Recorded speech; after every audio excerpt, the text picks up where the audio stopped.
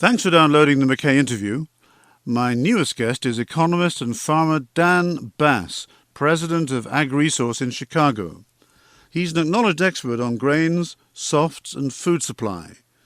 We talk about many things, including the current status of grain crops and global supply, crop yields, the effects of the war in Ukraine, China's importance in both the demand and the supply of grain, and the change in the climate and weather around the world.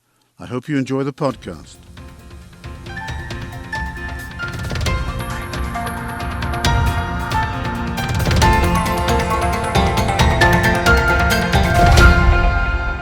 Hello, everyone.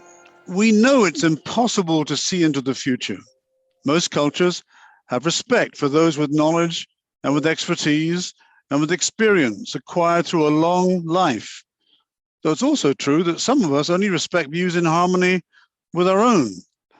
Economists posit or imagine future scenarios based on past and current events, theories, and models. Farmers put their faith in experience, science, hard work, and God. Well, some at least put their faith in God. Now just imagine how powerful a combination such an economist and such a farmer would be. Well, I have one sitting in front of me on his Zoom screen right now. He's Dan Basse, president of AgResource in Chicago, and that's where he is today. Dan Basse is a guru in the field of grains and softs, and I'll ask him to explain what softs are. He's been an advisor to almost 50 governments over decades. His credentials are impressive, and his reputation global. We're going to talk about the present difficulties of the grain industry and food in general, and you must surely be aware of it. The war in Ukraine, chronic drought in so many parts of the world, and of course, climate change. I want to get a better understanding of what's going on for my own enlightenment and for yours too, dear listeners. Dan Basse, welcome to the McKay interview. Thanks for making time for me and for our listeners. Michael, thank you, Mr. McKay. It's good to be with you, and I'm looking forward to discussing the world of food over the next 35 minutes. Dan, we were last together, and please call me Michael, Dan, is a more relaxed form for the interview. Dan, we were last together in person just over a month ago when you passed through Geneva, and your memorable speech to the British Swiss Chamber of Commerce was outstanding and very well received. I have a mixture of simple and complex questions to ask you, but first, what are softs? Well, softs has been a name given to commodities that are not something you can hold in your hand and drop on your foot like a bar of gold. They are things that we consume, whether it be the shirts on our backs, the food that goes in our mouth, or maybe potentially even the biofuels that go in our automobiles. So these are the things that ingrain softs, which can be tropical in nature, but also can be as much as, let's say, a food grain like wheat that's grown up in Siberia. Okay, so it's actually quite a wide-ranging term. It is a wide-ranging term. Yeah. It's something that's not industrial. When you think about metals or energy, we think about industrial. Soft really highlights the commodities that we utilize every day in our daily lives. I see. Now, Dan, I've read that there are some critical issues concerning crop yields. What is your assessment of the current situation regarding grain production and supply? Well, last year, Michael, was the first year that the world consumed more grain than it produced. This hasn't happened before in history unless there's been a dramatic series of weather calamities that causes crops to fail. So last year, we didn't have a big crop failure. There were a few issues around the world, but still the world consumed more than the record grain crop than we produced. So humankind is coming to a point now in which its caloric intake is surpassing available arable land. And so yields need to kick up a step or two, or we need to bring more land into production to keep up with the general profile that's going on with people having more disposable income. And of course, now in post-COVID days, looking at consuming more food because we're sitting at home. So I had in mind to ask you, why are we here? But you've really answered my question already in that respect. But just to give me a sense of how serious, how critical things really are today. Well, kind of, Michael, depends on where you're sitting around the world. If you're sitting in a country in Africa or Southeast Asia, or maybe even Latin America, where you're spending 50 to 70% of your disposable income on food, it's very critical. I mean, that's where every 1% gain or 2% loss becomes very important to your availability of income. Now, if you're sitting in the United States where we only spend 6.7% of our disposable income on food, maybe not so much. And so it all depends on where you're resting, but we're concerned about the impoverished in the world, that 2 million people that get by with less than $3 a day in terms of their intake. And so those are the folks that initially will be on the front line of what we consider to be this developing food shortage that will likely go on for at least several years. I know this sounds like a simplistic question, Dan, but what needs to happen to rebalance the ship? Well, one of the things that's happening that's very concerning to AgResource and myself is that global grain yields have stopped moving up. Now, we think of technology as always increasing everything that we consume. In the case of grain, though, yields have stagnated. And this puzzled me for now the last 2 or 3 years. What's going on? What am I missing? Farmers are still applying the same amount of fertilizer, in some cases more. We've got technological advances in seed and chemicals, yet crop yields have stagnated. And it really came down to weather. And you're talking globally now, not just in the United States. I am talking globally. I'm looking at global corn, soybean oil, soybean, wheat, canola, or rapeseed as it's called in the EU, oats, barley, crops that are utilized for many purposes of feeding livestock or feeding humans. And today, the yields on those collective crops have plateaued. Not only have they plateaued today, but they've now plateaued. This will be the 5th year in a row. So to get rid of the problem that I have, in other words, bring more food on, I need more acres. So we are calculating in the next 5 years that the world needs to bring on somewhere between 23 and 25 million extra acres to just fulfill the additionality in terms of caloric intake of more people and better demographics. And what kind of percentage would that be? When you mention a number that big, but in terms of percentage of what exists already, what kind of increase are you looking for then? Well, it would be about twofold from our past history. So if we think about what we usually bring into production, unless there's a demand driver, like let's say biofuels. After biofuels, we saw a big increase in global acreage because of the need by governments to have it, of course, in our fuel supplies. That all changed back in 2013, and we then went sideways. But now we're on this new demand driver again. China being an importer of corn, changes in the global consumption patterns after COVID. And this has now taken us to this spot where I need world acreage or world farmers to bring in twice the amount they normally would. And here's my dilemma. That when I think about the world, we in the United States were part of the additionality and bringing in those acres in the last few years. We've now maxed out acres in the United States. We are at peak farmland. We're at peak farmland in Europe. So these new acres now have to come from the Black Sea, which is problematic due to the Russian war, or maybe down in South America, which is where we think most of them will come from.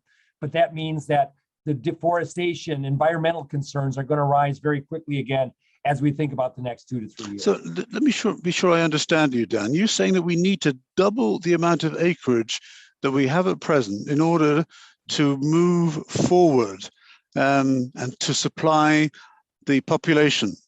Double the amount of acreage. That's right. We need to double the past trends, and we need to be quicker about happening. And somewhere, if you really want to get somewhat real concerned about agricultural life, somewhere between 2050 and 2062, we reach peak farmland globally. So there will be no additionality acres to bring into production. Now, that's a ways down the tracks. I understand when you think about, 30 years from now, 35 years from now. But for humankind and where we're at and what we will need thereafter, it is all going to be about yields and different farming methods and different ways of thinking about food than where we have been before. So there's a big change going on in agriculture. This is not something that will be, a decade or two. This will be something very lasting as we look into the 21st century. So let's just roll back a little bit then and just talk again in a little bit more detail, a little bit more depth about yields, because obviously most people listening to this program are not experts like you. Just talk a little bit more about how one increases the level of yield from land, from soil, given the fact that there is a lot of concern about the way in which land is being treated. Well, I always say it that we know more about what's 200 or 300 miles above our head than what's 2 feet under our feet. And so, soil health is becoming something that's becoming a brand new field and very, very important to food production. And so as we understand microbes and we understand nutrients and the availability of what it means for organics and organic matter in soil, this will all build yields going forward. Today, unfortunately, we're very reliant on fertilization. In other words, potash, nitrogen, phosphate to bring crop yields up, and farmers put more of it on. The green revolution was really about more water through irrigation, more chemicals through herbicides, and of course, more fertilization. That's what Norman Borlaug did in terms of getting that revolution going. This next revolution will be more about land. We don't have a green revolution that we can do anymore. So we need to think about more land availability, bringing farmland in. That will take some of that land out of areas that are environmentally challenged. But I also would say that for the marketplace and for you and I thinking about our food budgets and availability, this will be something that will be important as we think about the next 10 to 20 years. And clearly there are sort of huge social and political concerns in what you just said. Probably we don't understand the ramifications completely. Oh, we will not. I mean, this is will be constantly changing, just like higher energy prices. These are things in the transformation over to a different energy source. These will be things that humankind will have to walk through very carefully. And unfortunately, politicians, not, with the main job being reelected in the next term, aren't giving us the vision that needs to be applied in terms of how to think about different agronomic practices, thinking about, different energy sources and all of that. So policy becomes a very big component of our futures as we think about food availability and energy availability looking into 2030 and 2040. And Dan, tell me a little bit more about how market forces work in the important food commodity sector. And you touched on it, and obviously we have to discuss it in our conversation, what the impact of the war in Ukraine caused by the illegal invasion of Russia. Tell me a little bit more how you see it sitting from your desk and the way you look at the world. Market forces. Well, the Ukrainians and the Russians, let's call them the Black Sea, if you will, for about 29% of world wheat production. 29%. 29%. Yeah. Over 80% of sun oil. I know it's a specific vegetable oil, if you will, but they were very big in sunflower seed and sun oil production. Very important to the world, that 81%. And then as you think of some of the other crops like barley, we're in that 27 to 28%. So the Black Sea is king in the world of grain, barley, and wheat. And so those are the two commodities that will be most impacted as we go forward. I have no idea, Michael, when the war will be over, but this war looks to us to be somewhat extended. As long as the West keeps sending weaponry to our friends in Ukraine and the Russians are there, we fear that the Ukrainians will fight to the last man, and this will have some longevity. And our concern is maybe not with this year's wheat crop in Ukraine because it is now being harvested. That was planted last winter. The concern is for crops forthcoming because there's not enough diesel, there's not enough fertilizer, there's not enough seed to get crops in the ground. So it's 2023 and beyond that the Black Sea really has a big impact on world agricultural prices and those that need food, particularly in Southeast Asia and those impoverished countries we talked about earlier. And I imagine there's just no substitute for that. And there really isn't. I mean, bread is a staple of life. Mm. We can use a little potato here or there. We can use maybe some synthetic gluten, but if you need, whether it be flatbread or leaven bread, there's just really no other place to get it from. So yes, when you think about particularly the countries like Egypt, which is a big bread consuming country, the pressures financially and on supply will be sizable going forward. And we can't have a conversation about this without talking about China, its vast population, and what role China plays in the current food situation. Well, China's a biggie, and the Chinese have been very wise over the years to, of course, nail down or put aside huge stores of grain for their own population. China has over 50% of the world wheat stores today. So if you think about where supplies could come from, one place would be China, but they are not willing exporters of grain due to the problems in the Black Sea.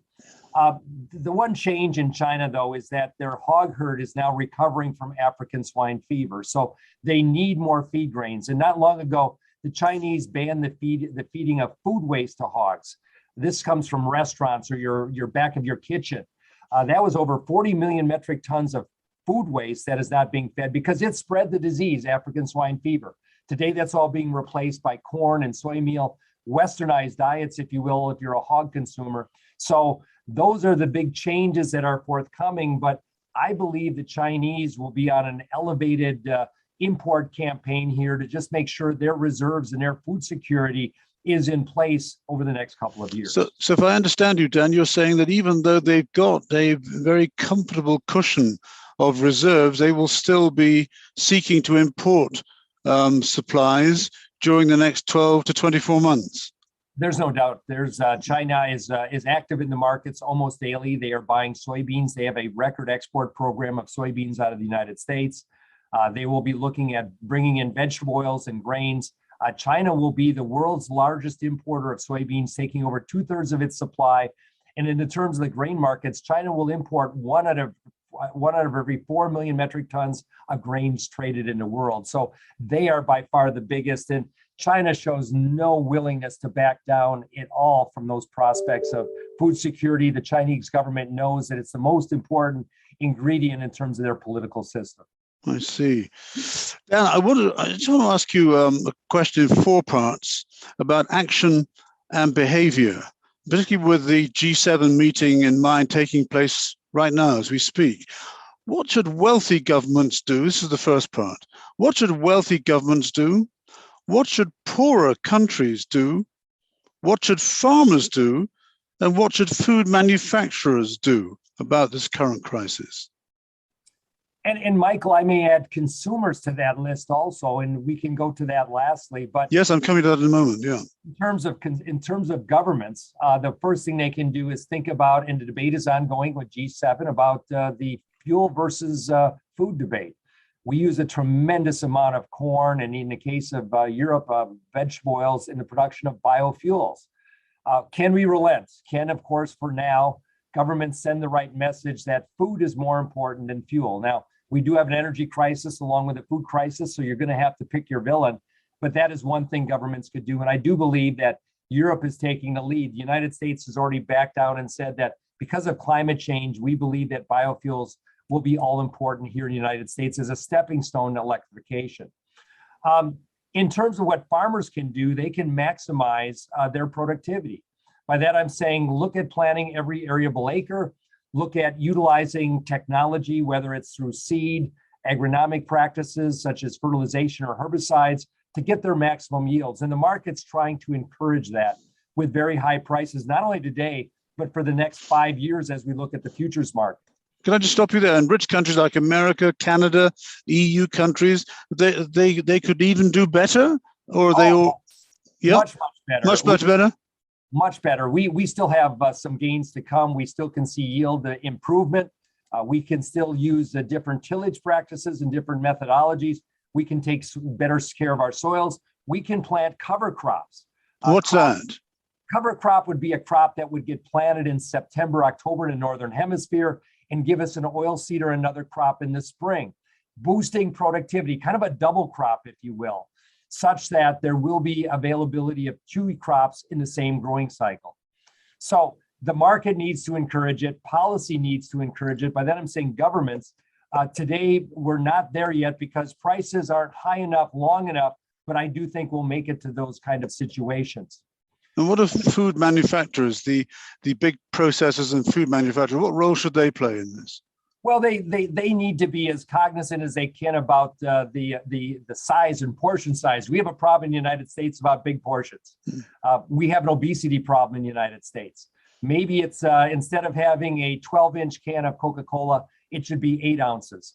There's different ways to back down and to do things. And as food prices rise, you find consumers trailing off and looking to more quality. So they should be looking at more quality products and maybe not all the starch that many of the people would be looking at today. So those were the means and the power and the will to alter their eating habits should really make a concerted effort to do so. Or am I asking too much of people? Well, no, you're asking something that the market is trying to prod them into already. I mean, food prices are rising for reasons of scarcity. As the market continues to rise, you'll find the next jolt in the food supply coming not from the grains, but coming from the meat sector. Cattle, hog, poultry prices will be probably record high in 2023. And that's because of high grain prices. As you get high grain prices, margins slip in livestock profitability. And so the next cycle will take meat prices to record highs, which should nudge people to maybe consume a little less. Thanks. My guest today is Dan Basse, president of AgResource. He's one of the global authorities on grains, softs, and the food industry, and he's in Chicago, and we're talking on Zoom. Dan, for the second part of the show, let's look at some other aspects that are no less important. Firstly, ethanol for fueling cars versus ethanol for feeding people. Please explain the dichotomy as you see it. Well, we in the United States use 40% of our corn crop for the production of fuel, ethanol.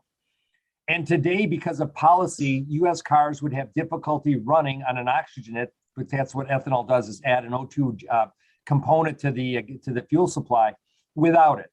And so as you think about moving towards a future of electric cars, we probably will start to back down on ethanol. However, there's a new industry that is now stepping forward that needs the ethanol, which is called the airline industry.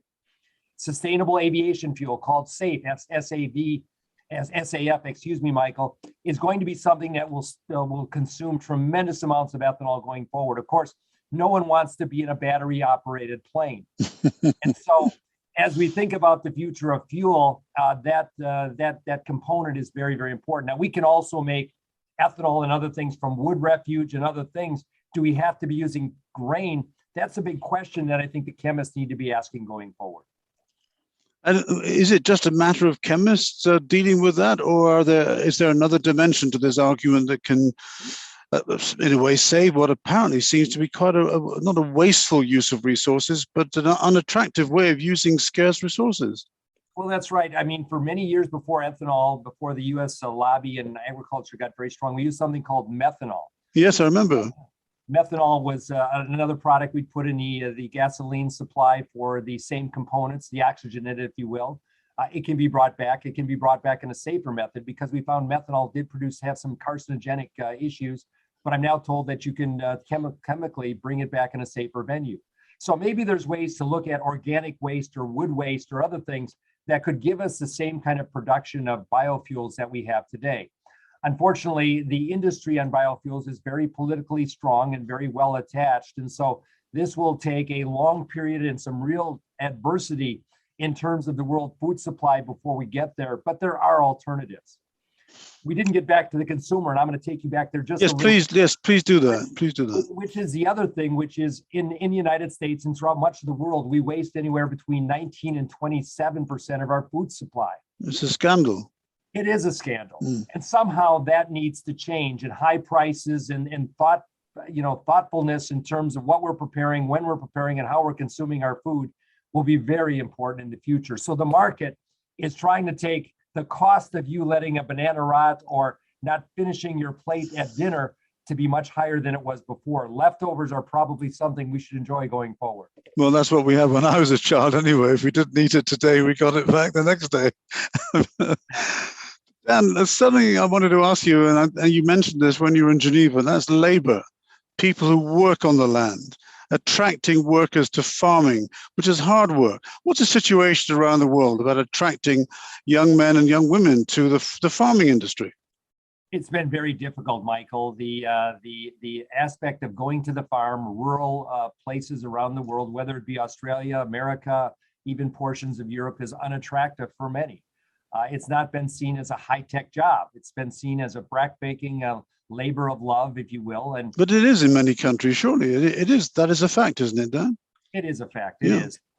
However, in the United States or many developed countries, if you will, agriculture will need many more workers. We are short of workers today. We can hope that technology, whether it be robotics to milk cows or plant seeds or weed fields, will come along. But it's probably 5 or 10 years away. But we have a labor shortage in many areas of the world, which I don't think will resolve itself. Thankfully, where we need the extra acres down in South America, they will have more abundance of labor. But again, when we think about this is a capital business also. To buy a tractor these days will cost anywhere between $300,000 and $500,000. Combines are now selling for $700,000 US.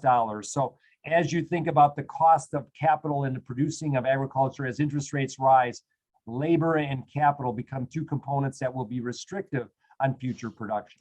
I see. Dan, I wanted to ask you before we close a rather personal question. You talk in your speeches, and I heard you say this about Mother Nature and God, and that's relatively unusual nowadays for a businessman or an economist. What role does faith play in your life, both as a farmer and as an economist? Well, listen, in years of drought, I go to church with an umbrella, so that we can try to pray for rain. Listen, in the world of agriculture, God is everywhere. We see it in the birthing of calves or lambs or pigs. We see it in the production of a seed germinating and growing, and we are very blessed. I mean, if we think about all of our lives, it really comes down to the top 6 or 8 inches of soil globally for our existence here on the planet. And so as I think about the importance of that top or 6, 8 inches, and then the rain or sunshine that falls upon the land, those are gifts that are given from someone above. And so in agriculture, it's hard to get away from what we would call a God presence, Michael. You put it so eloquently, and I agree with you, Dan. Last question. What ought we to do to plan and prepare for a better future as far as food cultivation and production are concerned? What is your call to action? Well, I think all of us need to think differently a little bit about food. If you can help yourselves by having a little backyard garden, if you can have a vertical garden in your kitchen in which there may be lights growing herbs or microgreens or something like that, it's a way to step into the world of agriculture and be a helping hand.